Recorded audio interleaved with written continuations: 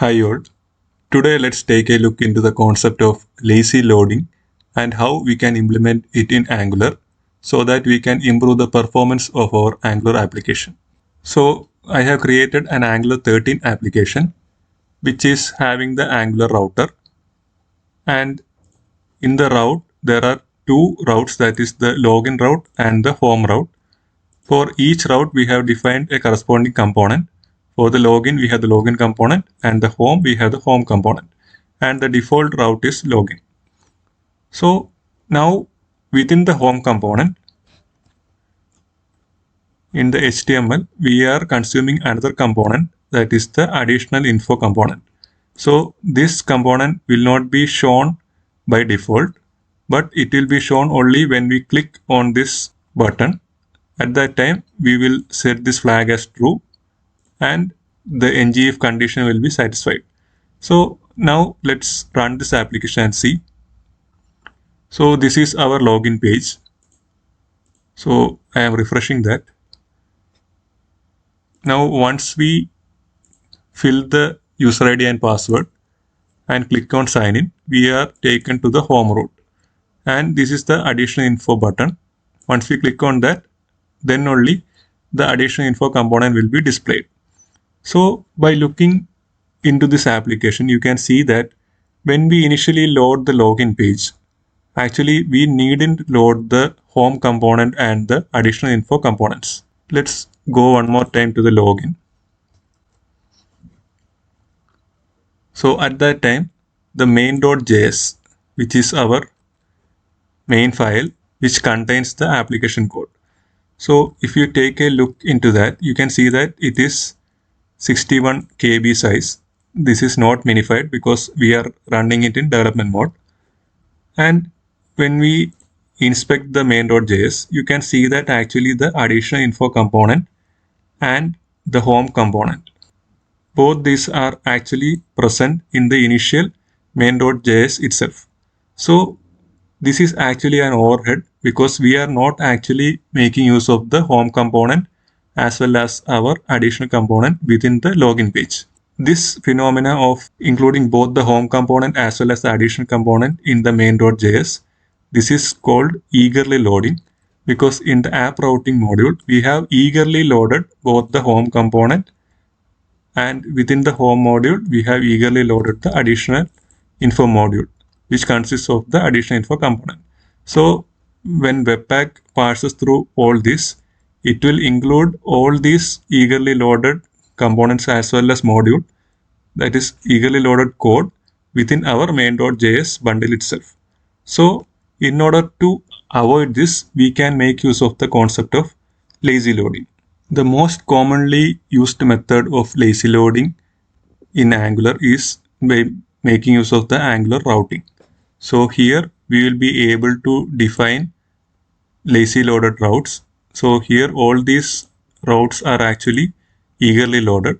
We can lazy load by making use of this syntax.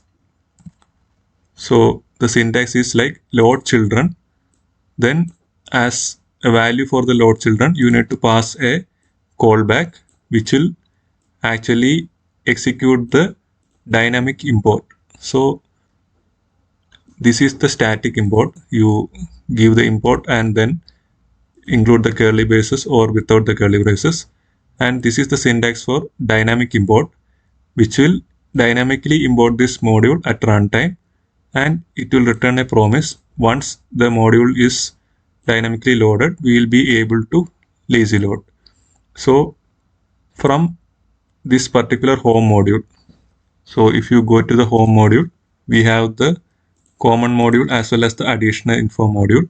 Since we are actually making use of the load children, we need to create a child route, which I have done here. So I have created a home routing module. Within that, I have created a separate route, and the default path is linked to the home component. So now this particular home routing module, it is being defined by making use of the for child. It means that these routes are children routes which can be injected lazily into our for route which we have defined within the app routing module. That is this one, router module.forRoute. This will be the route entry for our route definition, and the home route is actually a lazy loaded route entry. Once we have defined the new route, we can import this home routing module within our home module.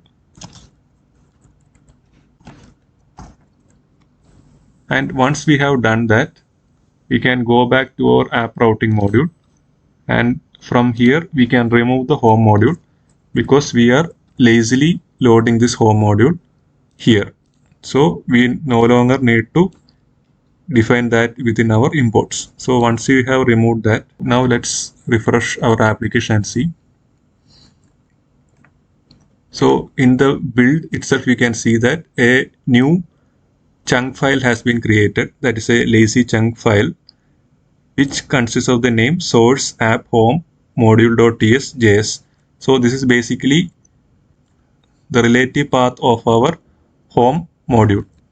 And when the application is refreshed, you can see that the main.js is loaded, but it does not have any information about the additional info component as well as our home component. So it basically consists of only the login component.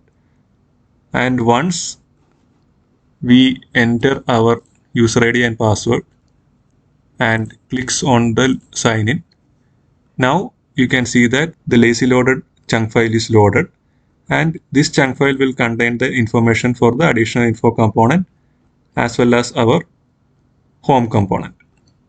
So this is the concept of lazy loading. So using lazy loading, we were able to reduce the size of our main.js file by downloading only the needed files during the initial load. So through this way, we will be able to speed up our initial loading process. Now, if we closely inspect the additional info button, you can see that actually the additional info component can be loaded at a later point of time, since it is not immediately needed when the home route is loaded. So till now, what we were trying out was lazy loading by making use of routing. So now let's see how we can dynamically import an Angular component and then lazily load them within our page. So here what I am going to do is that I am going to remove all the references of our additional info component. So here I am removing it from the exports, and also within the home module I am removing the additional info module which was imported. So since we are planning to basically dynamically import the component, we need not define them within the imports of the home module. So if we go to the home component, so within the home component HTML, so currently what we are doing is we are using an ngIf to show and hide the additional info component. So instead of that, let's replace this addition info with an ng container, and here I am making use of the template reference variable container. So going to the home component.ts, I am going to query this particular container as a view child. So since I need the view container reference so that I can dynamically insert the component, I have given the read option as view container ref, and within the show additional info button, that is the button click, what we are going to do is we are going to remove the show info setting because we no longer use that within our HTML. Instead, I am going to dynamically import the info component, and then once the module is loaded, I am getting the additional info component directly from the lazy loaded module. And that component, I am passing it to the view container ref dot create component so that the component will be dynamically created. So now when we try to run the application, what we get is that we get an error that the ng switch. So if we go to the additional info component, you can see that actually there is a ng switch case which is present within the component. So since we are making use of the ng switch, this directive actually comes from within the common module. And since our common module is imported within the additional info module and not within the additional info component, this error is happening. But in case of a simple component which did not have any imports, so in case, let's try to comment this out. So this is the only place where we have an external module. So once we comment out, you can see that immediately our build is successful and a separate lazy loaded chunk file is created. And you can see within the home module, there is no reference for our additional info component. And when we click on the additional info button, at that time, a separate chunk file is loaded, which will contain the additional info component. So this is the way in which we can dynamically import very simple components which does not have any dependency injection or any other module dependencies. So in the previous example, we saw that when we make use of some external dependencies like the ng switch, which is coming from the common module, when we try to dynamically import and lazy load a component, it will fail because the import is defined within the ng module. So is there any way we can directly import the ng module itself? So here we have the additional info module. Instead of the additional info component, we will try to dynamically import this and then lazy load the additional info module. So here, instead of this code, here what I am going to do is that I am dynamically importing the additional info module file itself. Then from that, I am going to fetch the additional info module. Here, let me import the dependencies. Also, we need to inject the injector.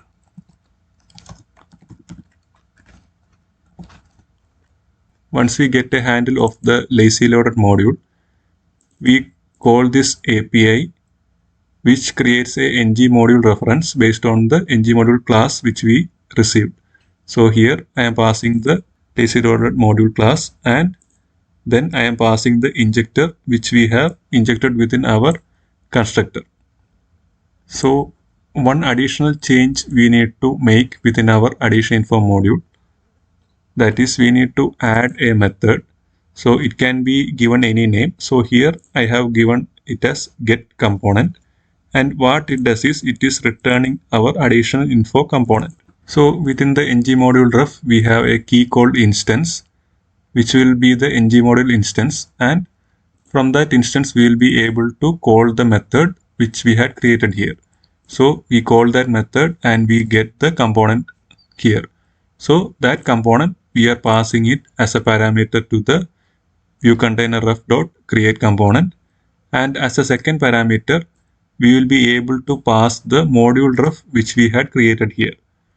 So in case we do not do this, the dependencies which are defined within the additional info module will not be available to us. So once we have done this, you can see that the build error which was happening earlier, that was referencing the ng switch, that is gone. So now when we refresh our application, you can see that the home module is there, within which we have only the home component. And when we click on the show additional info, at that time a separate chunk file is loaded and it will contain our additional info component. So this is the way in which we can dynamically load a ng module along with all the dependencies. So this API is available only in Angular 13. So in case you are making use of Angular 12, so there we can make use of the compiler. So the compiler is actually deprecated in the Angular 13, but in Angular 12 it is available. So here I am importing that. So instead of this, we can call the compiler dot compile module sync, and there we can pass the lazy module. So the compile module sync, it returns a ng module factory. So here we can define a variable called module factory, and to this module factory we can pass the injector module factory dot create. We pass the injector, we get a reference of our module ref, and the remaining code remains the same. And here again you can see that our application is working as expected. Another difference in Angular 12 is that the create component does not accept a component in the case of Angular 12. It instead expects a component factory. So for that we need to inject the resolve component factory and all, and then we need to create the factory and then pass it to the create component. So here the parameter positioning, everything is also different. So take a look in the Angular documentation for the details of the Angular 12 API. One important thing to note in case of dynamic import is that here we always need to give some static string. So in case we try to pass a variable, so here I am assigning the value to a variable called path, and I am trying to import that. So now let's see what will happen.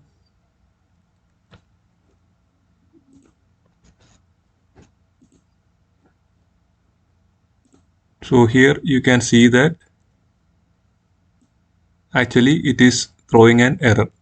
So this is one issue that is present in case of dynamic imports. It always requires a static string that is in this format. Unless you provide at least a portion of this as a static string, it will never work.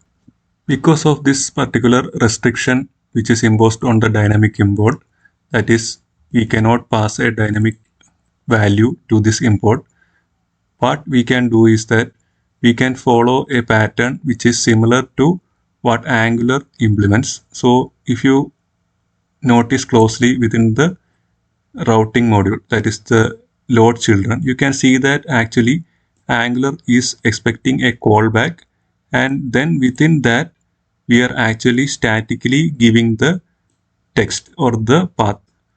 So using the same approach, we will be able to create a generic library which can be used for implementing the lazy loading logic. So since we had individually implemented this, so here within the home component we had to implement the entire logic to load the module and then create the module instance, and all this logic we had to implement in the home component. So this can be a repetitive task. So in order to prevent that, we can create a Angular directive, also a service. So here I have created a lazy loader directive. So it basically what it does is it can be embedded to any HTML element, and to that particular directive we need to pass some configuration. So based on the configuration it will be loading the module, and we will be able to lazy load the modules, or in case of a simple component we can lazy load the component as well. First let us see how we can load a module. I have created a loader service as well. Within the loader service, if you go, I have created two methods, that is, one is a loader component and other is the load module. So here we need to pass some information. So this is the structure of that information. So basically we need to pass a loader which is similar to our load children which we saw within the routing module. So it is a callback, and within that we can pass the path of our module which is inside a dynamic import. And here again we can pass the name of the module which we need to load. So once we set this lazy module configuration in the HTML, we can attach the directive to any particular element or container, and to that we can pass the configuration as an input. So once the directive receives this input, we have attached it to the ng on changes. So in case any configuration is defined, what it does is it will extract the loader and the module name. So either it will be a module or a component. So in our scenario, I am passing the module. So the loader and the module is defined. So it will not enter within the component. It will enter this else part. And here we are injecting the view container reference, the injector, and the loader service. And inside the loader service, we are calling the load module. So inside the load module, it is similar to what we had previously defined. Instead of directly hard coding the values, we are assigning it from the configuration which we passed from outside. So here initially we call the loader, which basically does the dynamic import of our ng module, and then we lazily load our ng module class from within that dynamically imported module file. And once we receive that, here I have added check whether the compiler is passed, that is Angular 12, or in case it is not passed, we implement the Angular 13 implementation, and then we attach the component along with the module. Once we have done this, let's refresh our application. So in the network, when we click on the show addition info, you can see that the addition info component is lazy loaded. So this way we will be able to generalize the way in which we can implement the lazy loading code. Similarly, in case the lazy loaded component need to have any input or output, we can pass this to the instance, which is similar to how we create the dynamic components. And also similarly, in case you want to lazy load only a simple component, you can make use of the load component, which again does the same thing, but instead of dynamically importing a module, it will be dynamically importing a component.